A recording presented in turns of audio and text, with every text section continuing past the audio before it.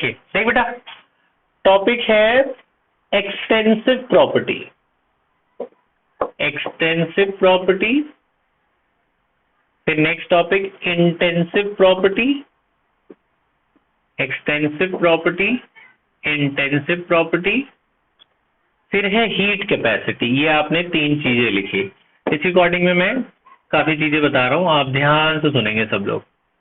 Extensive, intensive, heat capacity. Extensive का मतलब होता है the property which depends on the size और matter present in the thermodynamical system. जैसे ये पेन का मास उसके प्लास्टिक पे डिपेंड कर रहा है ना, कितना प्लास्टिक है इसके अंदर।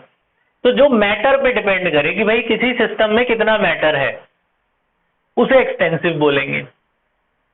Enthalpy, heat capacity. जो मास पे डिपेंड करे वो एक्सटेंसिव, जो मास पे डिपेंड ना करे वो इंटेंसिव। सिंपल। जो मास पे डिपेंड कर रहा है वो एक्सटेंसिव, क्वांटिटी ऑफ मैटर माने मास ही होता है। तो जो मास पे डिपेंड करे वो एक्सटेंसिव, जो मास पे डिपेंड ना करे वो इंटेंसिव। तो मास पे क्या क्या डिपेंड करता है भाई? मास पे आपका एंथैल्पी भी डिपेंड करता है, हीट कैपेसिटी भी डिपेंड करता है, ठीक है। और मास भी आपका एक्सटेंसिव प्रॉपर्टी का ही पार्ट है। और इंटेंसिव क्या हुआ? जो मास पे डिपेंड ना करे। अब मास पे कौन डिपेंड नहीं कर रहा? बाहर का टेम्परेचर।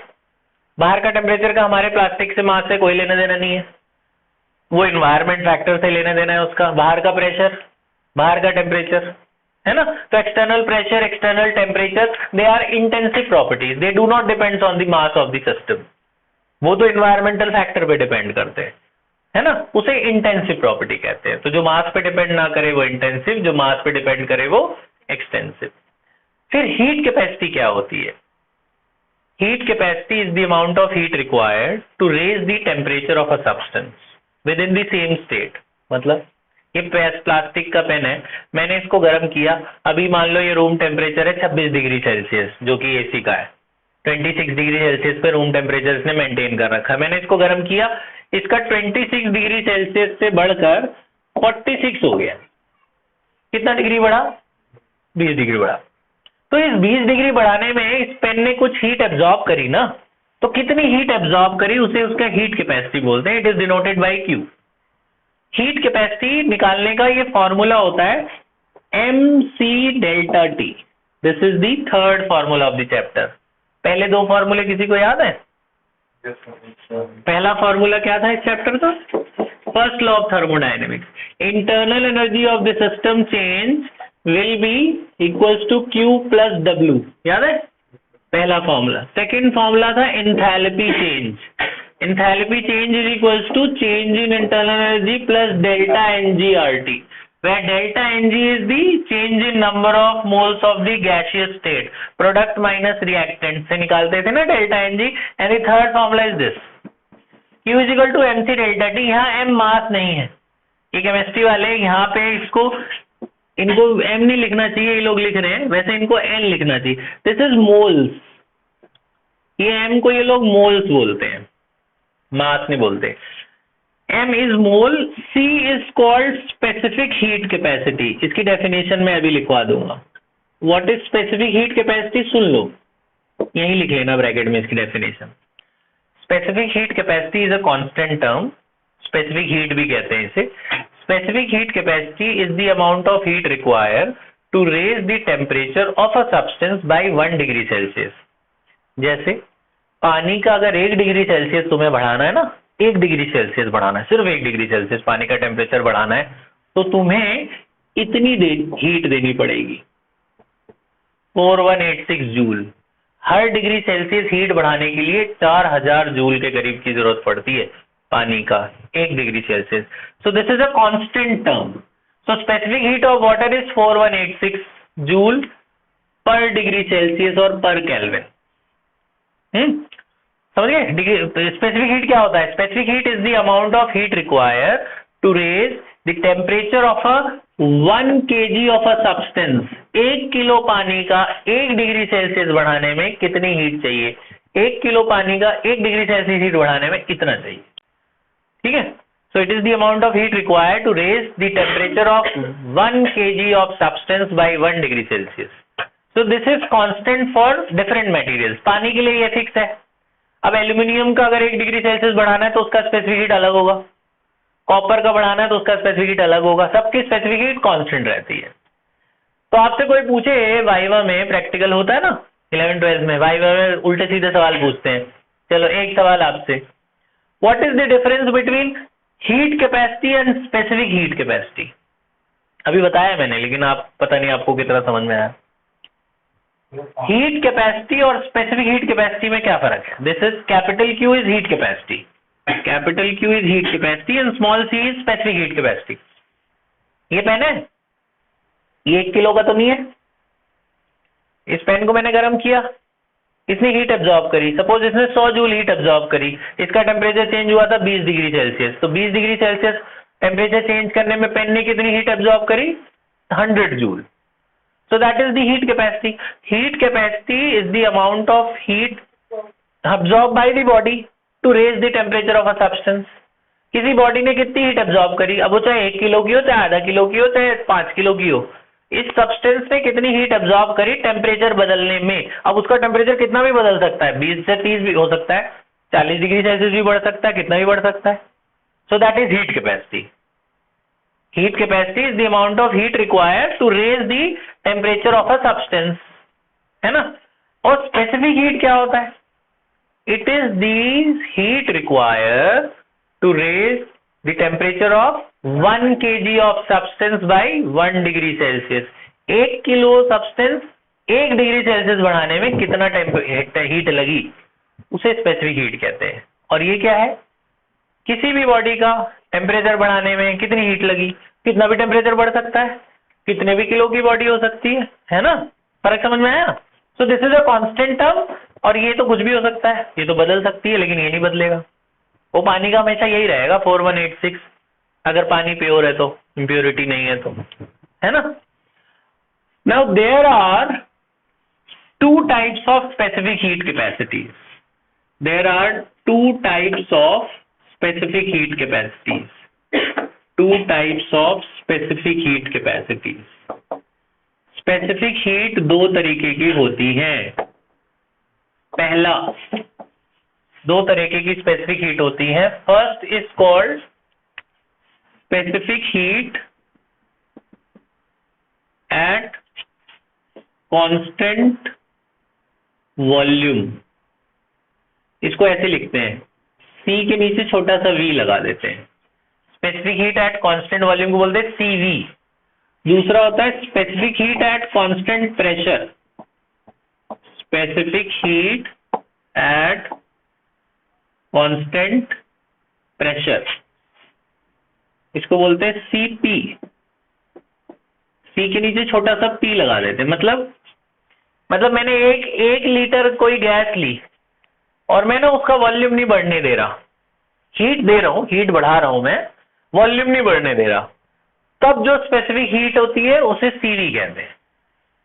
1 लीटर लिया है, उसका 1 डिग्री सेल्सियस बढ़ाने में मैं कितनी हीट दे रहा हूं, तो specific heat at constant volume is called CV।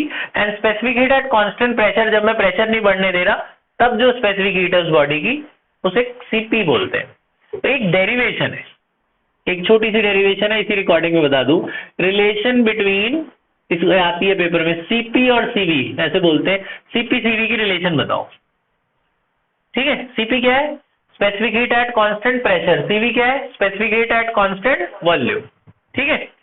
थोड़ी सी ना स्टेटमेंट मैं अभी लिखवा दूंगा आपको, जब डेरिवेशन शुरू करना सीधा मत लिखना जैसे मैं लिख रहा हूं, वो मैं आपको स्टार्ट करूंगा। हम ऐसे लेते हैं, suppose we have 1 mole of a gas, यानी ये जो M देख रहे हो, M का क्या मतलब था? मोल। मान लो हमारे पास 1 मोल गैस है, कोई भी गैस, ऑक्सीजन, कार्बन डाइऑक्साइड, कुछ भी, 1 मोल गैस है मेरे पास। उसको आपने 2 बार हीट करना है, एक बार कांस्टेंट प्रेशर पे करेंगे, एक बार कांस्टेंट वॉल्यूम पे करेंगे, ठीक है। तो at constant pressure, suppose the gas is heated at constant pressure, अभी मैं कांस्टेंट प्रेशर पे उसको हीट कर रहा हूं, तो हीट का क्या फॉर्मूला होता है? MC delta T। हीट का क्या फॉर्मूला है? MC delta T। Constant pressure पे हीट करोगे तो C के नीचे क्या लगाना है? CP। और कितने मोल लिया था मैंने? 1, तो मोल की वैल्यू 1 है, सी की जगह सीपी है और डेल्टा टी तो डेल्टा टी है, ये क्यू हो गया। ये बात समझ में आ गई? मैंने किस पे हीट किया है? कांस्टेंट प्रेशर पे। Now the same gas is heated eight constant volume. अब मैंने इसी गैस को कांस्टेंट वॉल्यूम पे हीट किया है, ध्यान से सुनना, फिर से फॉर्मूला यही लगा रहा हूं मैं, M C delta T. Constant volume पे हीट करेंगे तो सी के नीचे क्या लगाएंगे? C V. मोल्स की वैल्यू इसमें भी कितनी है? 1। ठीक है, अब इसमें मैं एक चीज लिख रहा हूं, इस Q को हटाकर मैं U लिख रहा हूं। ये Q की जगह मैंने U कैसे लिख दिया? तुम्हें भी ऐसे ही लिखना पेपर में, लेकिन तुम्हें थोड़ा समझाना है, मैं समझा रहा हूं, तुम्हें उनको समझाने की जरूरत नहीं है। यहां ब्रैकेट में तुम उसका रीजन लिख सकते हो। ये Q U कैसे बन गया? फर्स्ट लॉ की स्टेटमेंट याद करो। फर्स्ट लॉ की एक स्टेटमेंट आपको ये भी बताई थी मैंने कि suppose a thermodynamical system is heated. जब हमने एंथैल्पी किया था, मान लो एक सिस्टम है, मैंने उसमें हीट दी, तो वो दो काम करता है। दो काम क्या करता है? एक तो सिस्टम की इंटरनल एनर्जी बदलता है, प्लस कुछ वर्क डन करता है। याद है? ये उस दिन बताया था पिछली क्लास में। अगर किसी सिस्टम में हीट देते हो तो वो दो काम करता है, एक अंदर की एनर्जी बदल देगा और प्लस पार्टिकल को मूव भी कराएगा, तो वर्क डन भी करेगा। फिर आपको याद है मैंने बताया था, ये जो वर्क डन होता है इसका एक फॉर्मूला और होता है, पीडीवी। वर्क डन का क्या फॉर्मूला होता है? पीडीवी। डीवी का क्या मतलब होता है? Change in volume. जरा देखना डीवी को। डीवी का मतलब ये होता है ना V2 minus V1। Now the gas is heated eight constant volume का क्या मतलब है? कि जो बाद वाला वॉल्यूम है वही शुरू वाला वॉल्यूम है। शुरू वाला वॉल्यूम V है, बाद वाला वॉल्यूम भी क्या होगा? V। तो V माइनस V कितना हो गया? तो dV की वैल्यू कितनी आई? So at constant volume dV is, तो dV को अगर मैं 0 डाल दूं, इसको dV को 0 डाल दूं, ये सारा 0 नहीं हो गया? तो Q किसके बराबर हो गया? तो Q की जगह इसलिए U लिखा था।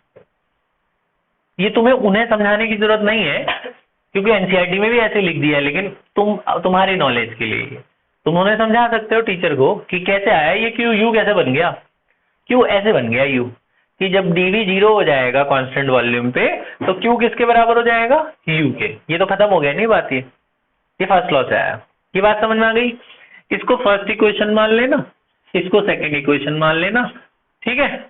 और यही वाला लॉ फिर से लगाना, from first law of thermodynamics, from first law of thermodynamics. ध्यान से सुनना, बस हम 3-4 कदम दूर है सीपी-सीवी की रिलेशन से। सीपी-सीवी की रिलेशन प्रूव कर रहे हैं हम लोग, अगर आप लोग कहीं चले गए हो तो। अच्छा, फर्स्ट लॉ की स्टेटमेंट यही वाली लगाना। क्यू किसके बराबर होता है जी? डेल्टा यू प्लस पीडीवी भी लिख सकता हूं ना इसे मैं, है ना? मैंने आपको एक और बताया था कि ये पीडीवी को एनआरटी भी लिख सकते हैं ना। पीवी किसके बराबर होता है? एनआरटी। अगर चेंज इन टेम्परेचर हो रहा है तो एनआरडीटी लिख सकते हैं ना, एनआर डेल्टा टी। डीवी या डीटी एक ही बात है। अब ना इनकी वैल्यू डाल दो फर्स्ट और सेकंड इक्वेशन से। क्यू किसके बराबर है?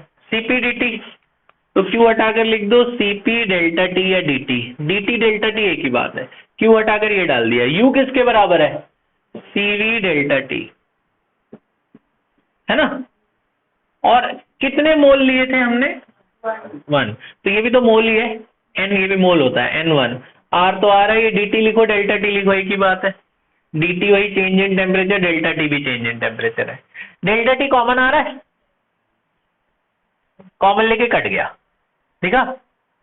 ये जो लिखा है ना ये वाला मैं अभी इधर साइड में लिख दूंगा, यहाँ लिख रहा हूँ, देखो जरा ध्यान से। dt कॉमन आ रहा है इधर से, डेल्टा टी कॉमन, क्या बचा? cv plus R. इधर क्या बचा? cp delta T. Delta T delta cut गया, क्या बचा? cp इज इक्वल टू, तो ये cv इधर ले आओ, तो cp माइनस cv क्या बचा? ये रिलेशन होती है cp cv की, यही प्रूफ आता है पेपर में 3 मार्क्स का, cp minus cv equal to R. अच्छा, ऐसे भी बोल देते प्रूफ करो कि, अब बताना ये cp बड़ा कि cv बड़ा? cp अकेला इन दोनों के सम के बराबर है, तो cp बड़ा हुआ ना, है ना?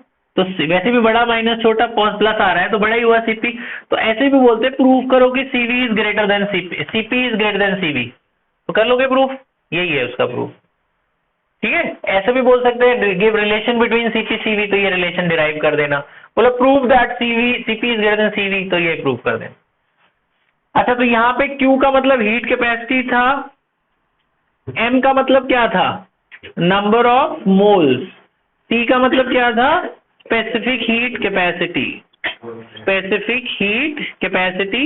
इसकी डेफिनेशन आप लिख लोगे, स्पेसिफिक हीट कैपेसिटी की क्या डेफिनेशन है बताओ, amount of heat required, amount of heat required to raise 1 kg of substance by 1 degree Celsius और 1 केल्विन भी हो सकता है।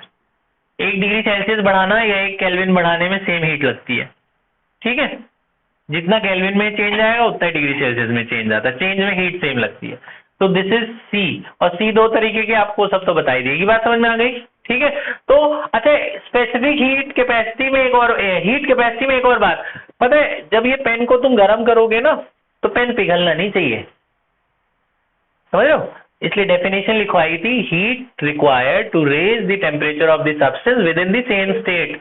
अगर ये पेन सॉलिड है तो गर्म होके सॉलिड ही रहे, पिघल के लिक्विड ना बन जाए, समझ रहे हो, पिघल जाएगा ना तो एक नया कंसेप्ट आएगा, वो मैं आपको भी बताऊंगा। पिघलना नहीं है, with in the same state, solid से सॉलिड रहे, लिक्विड से लिक्विड रहे, गैस से गैस रहे, बदले ना स्टेट, ठीक है। चलो लिख लो,